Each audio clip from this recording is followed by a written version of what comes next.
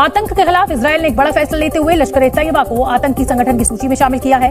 मुंबई हमले की 15वीं बरसी से 5 दिन पहले ये फैसला लिया गया। इजराइल ने जो एलईटी लश्कर ए तैयबा है उसको बैन किया। अब ये 15 साल के बाद आपको पता है कि हो रहा है कि जब मुंबई हमले हुए थे, इजराइल ने लश्कर ए तैयबा को बैन कर दिया, उस पर पाबंदी लगा दी। आज तक इजराइल ने नहीं लगाई थी पाबंदी, जबकि 26/11 में यहूदी भी मारे गए थे, इजरायली भी मारे गए थे, लेकिन आज तक इजराइल ने, कोई कारण होगा, उन्होंने पाबंदी नहीं लगाई। अब जाके इजराइल ने बोला कि नहीं, 26/11 आने वाला है, उसकी एनिवर्सरी के पहले पहले उन्होंने बैन कर दिया। इन सर्कमस्टांसेस में एलएटी लश्कर ए तैयबा को दहशतगर्द ऑर्गेनाइजेशन करार देना, ये इससे भारत की फॉरेन पॉलिसी एक स्टेप फर्दर आपके खिलाफ जा चुकी और आपको मजीद दुनिया में एक्सप्लेन करना पड़ेगा कि लश्कर ए तैयबा क्या है, why you are in love with them, why you have created that thing, what is your stand। दिल लहू लहू है हमारा, और मैं समझता हूं कि एक दहशतगर्द रियासत है जो है ये जो इजराइल है। मगर मैं कुछ और एंगल से आता हूं। जो भी आतंक फैलाए, देखिए, you have to be very brutal with these people. ये जो आतंकवादी है ना, आपको इनके खिलाफ बिल्कुल, जिसको कहते हैं ना, क्रूरता से, दोस्तों, आपको क्रूरता से काम लेना पड़ेगा। आज हम जलील क्यों, वो तो हमारा दुश्मन है, वो तो हमें मारेगा, मगर हमारे अंदर का दुश्मन कौन है?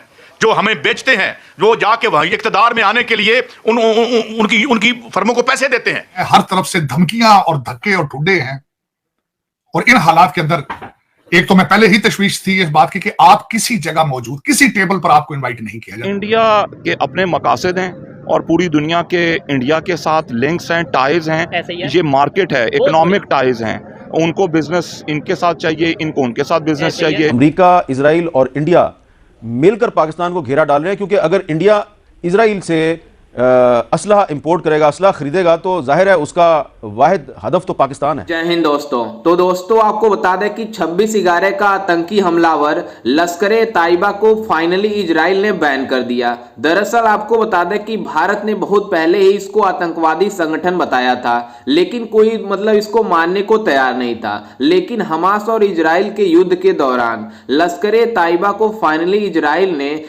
एक आतंकी संगठन करार देकर उसे बैन कर दिया, जिसको लेकर पाकिस्तानी मीडिया आरोप लगा रही है कि ये सब भारत की चाल है। भारत ने चाल चल के लश्कर ए तैयबा को आतंकवादी संगठन करार दिया। इन सर्कमस्टांसेस में एलएटी लश्कर ए तैयबा को दहशतगर्द ऑर्गेनाइजेशन करार देना, भारत की ये एक आपको उनके जख्म देखें, वो जख्मी थे हमेशा, वो आपको ये कहते रहे कि हमें प्रूफ दें एलएटी के खिलाफ हाफिज सईद के साथ ये सारा कुछ करें, आपने नहीं किया।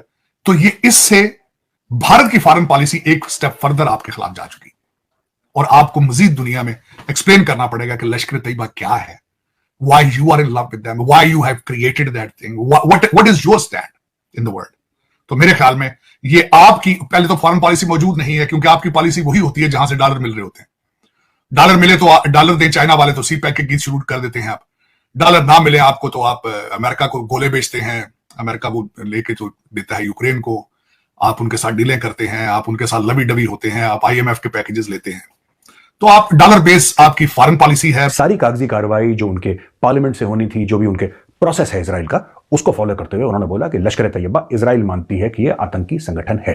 अच्छा दोस्तों, ये नई बात नहीं है कि अचानक इजराइल ने सोचा। इजराइल ने अक्टूबर में भी इसकी एक बार पेशकश करी थी और यह काम पहले से हो रहा था। ये आज का नहीं हुआ है, ये पहले से हो रहा था, यानी कि इस अक्टूबर पिछले गए महीने में ये कार्रवाई इजराइल ने धीरे धीरे शुरू कर दी थी। कल वो कार्रवाई मुकम्मल हो गई। इजराइल ने अनाउंस कर दिया कि जहां तक the state of Israel is concerned, Lashkar e Taiba is a terror outfit. उन्होंने बोला है कि उन्होंने कई हिंदुस्तानी मारे और ये सब लंबा चौड़ा स्टेटमेंट था। अच्छा, काफी लोग सोशल मीडिया पर ये बोल रहे हैं कि साहब इजराइल ने इसलिए करा क्योंकि इंडिया ने भी हमास को रिकॉग्नाइज नहीं करा था एज अ टेरर आउटफिट, कि वो आतंकी संगठन है। इजराइल ये चाहता है कि भारत हमास को बैन कर दे, इसलिए इजराइल ने उसको बैन कर दिया। हो सकता है आप कह रहे हैं ठीक ही कह रहे होंगे। इस सारे सिलसिले के अंदर जो सारा कुछ हो रहा है दुनिया के अंदर, उसमें पाकिस्तान कहीं भी नहीं है। पहले भी आप आइसोलेशन की एक एक्सट्रीम पर पहुंच चुके हैं, पहले भी आप। और दूसरा, इस वक्त आईएमएफ का जो अगला आपका 72 मिलियन का जो है वो पैकेज, वो रिसेंट अभी उन्होंने आपके साथ अप्रूव किया है। और साथ ही आपको दूसरी खुशखबरी आपकी इकोनॉमिक मिनिस्टर ने दे दी है कि अगर हालात मौजू हुए तो हम एक और पैकेज लेंगे और मजीद कर्जा लेंगे। और इन सर्कमस्टांसेस में, और जब आपके अफगानी जा रहे हैं वहां से, और उसके बाद आप बैंकरप्सी के फिर ऑलमोस्ट धाने पर हैं, कोई रोड मैप मौजूद नहीं है, कोई फॉरेन पॉलिसी नहीं है, कुछ भी नहीं है, और आइसोलेशन है, हर तरफ से धमकियां और धक्के और ठुड्डे हैं। और इन हालात के अंदर एक तो मैं पहले ही तशवीश थी इस बात की कि आप किसी जगह मौजूद, किसी टेबल पर आपको इनवाइट नहीं किया जाता। मैं कहता हूं वर्चुअल मीटिंग्स में भी आपको इनवाइट नहीं किया जाता। जिस तरह लाइक वो इस्लामिक पॉइंट ऑफ व्यू से आवाज़ उठाते हैं, मतलब उस चीज़ को सपोर्ट करते हैं, तो फिर हमें भी उनके साथ लाइक अपना जो है वो इसी तरह की राय रखनी चाहिए कि हम उनको सपोर्ट करें। लाइक अगर वो एक इंटरनेशनल लेवल के ऊपर अगर इस टॉपिक के रिलेटेड अगर आवाज़ उठा सकते हैं, फिर हमें भी इस के रिलेटेड उनके साथ उनको सपोर्ट करना चाहिए, उनके साथ कह लें कि उनके मकसद के अंदर शामिल होना चाहिए। अच्छा, अगर बात करें आवाज उठाने की, नो डाउट आवाज उठाना मेरा भी राइट है, आपका भी राइट है, किसी के लिए भी, चाहे वो इसराइल के लिए, हमास के लिए, जिसकी जो ओपिनियन है वो अपना एक राइट है। लेकिन ऑर्गेनाइजेशन बना के, लेट्स सपोज कल को कोई तालिबान या कोई भी ऑर्गेनाइजेशन आके पाकिस्तान पे अटैक कर देती है और कहती है कि हम काम कर रहे हैं, तो फिर आप उस ऑर्गेनाइजेशन को भी सपोर्ट करेंगे? बिल्कुल भी नहीं सर, उसके तो राइट में नहीं है ना। बिल्कुल तो फिर यही बात है, ऐसे ही अगर हाफिज सईद या कोई भी ऐसी ऑर्गेनाइजेशन कहीं पे जाके अटैक या इस तरह करती है तो क्या उनके पास्ट के अंदर कोई इस तरह का रिकॉर्ड भी तो नहीं है ना, हम इस तरह से क्या सोच नहीं सकते, क्या नहीं। कश्मीर में वो ओपनली कहते हैं कि हमने जो है, अगर इंडिया साइड कश्मीर की बात करें, उन्होंने कहा कि भाई हम वहाँ पे जाके जो है बहुत सी एक्टिविटीज में वो ब्लेम ऐसा करते मीडिया है कि भाई वो इन्वॉल्व रहे। तो फिर इसके बारे में तो फिर कुछ नहीं कह सकते हम किसी के रिलेटेड। इस वक्त इजराइल के हालात इस वक्त क्या चल रहे हैं और बिलखसूस इसी तनाजुर से हम बात करेंगे भारत के साथ। सबसे पहले तो मैं ये बताऊंगा, जो एक सबसे बड़ा इस वक्त पावर शिफ्ट आ चुका है कि जो मुसलमान मुल्कों के जो सारे वज़राए खारजा थे वो सारे बीजिंग में इकट्ठे हुए।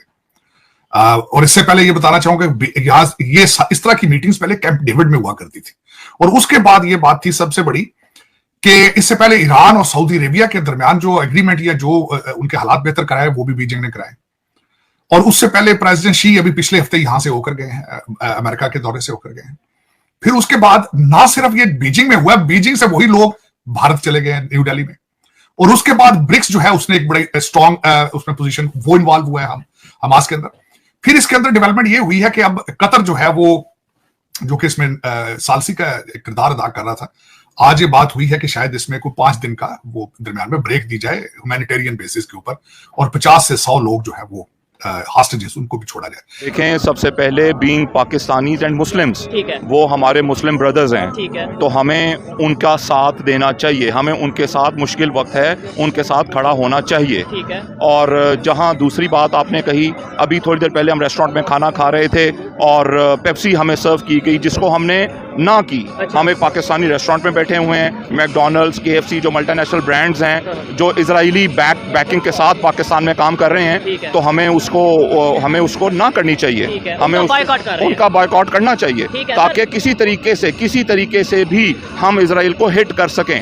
ये हम जल्द से जुलूस तो निकालते हैं, शायद हम इस लेवल पे नहीं है, एज अ नेशन की बात कर रहा हूँ कि हम उनको सीधा टकराव तो नहीं दे सकते, मगर हमारी छोटी छोटी एफर्ट्स ही डिफरेंस क्रिएट करेंगी इंशाल्लाह। हो गया सर, ये तो पेप्सी, कोक, मैकडॉनल्ड्स या इस तरीके से जो उनसे छोटे मोटे ब्रांड हैं, इन्हें तो हम बायकॉट कर देंगे। आपको पता है कि माइक्रोसॉफ्ट की अगर बात करें, आपको पता है कि बड़ी बड़ी मल्टीनेशनल कंपनीज, IT की फील्ड में अगर कंपनीज की बात करें, वो सब भी तो इसराइल की बैक है या इसराइल की हैं, उन्हें क्यों नहीं हम जो है वो बायकॉट करते हैं? मोबाइल हम यूज कर रहे हैं, तमाम ऐप्स यूज कर रहे हैं, उन्हें क्यों नहीं बायकॉट करते? जैसा कि आपने वीडियो में देखा कि किस तरह से पाकिस्तानी मीडिया बातें कर रही है कि मतलब इजराइल ने मतलब 26/11 का आतंकी हमलावर यानी हाफिज सईद को इजराइल ने आतंकवादी संगठन करार दिया है और उसे फाइनली बैन कर दिया है। जब दरअसल आपको ये बता दें कि जिस तरह से 26/11 में मतलब आज के 15 साल पहले हाफिज सईद ने मुंबई में जिस तरह से हमला किया था, पूरी दुनिया ने देखा था और पूरी दुनिया की मतलब रूहें कांप गई थी। लेकिन जिस तरह से इन पाकिस्तानियों आतंकवादियों ने